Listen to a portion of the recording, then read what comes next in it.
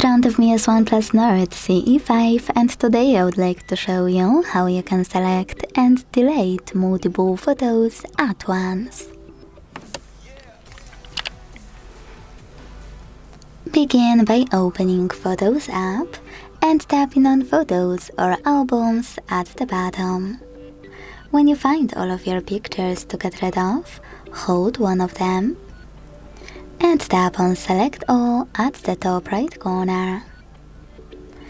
If you want to, you can also click on Photos, hold one of your pictures and use those icons at the top right corners instead.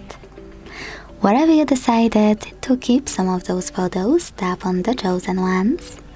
And to get rid of the rest, use the Delete button at the bottom. Then confirm your choice in the pop-up. Thanks so much for watching. If you enjoyed this video, leave a like, comment and subscribe. Bye!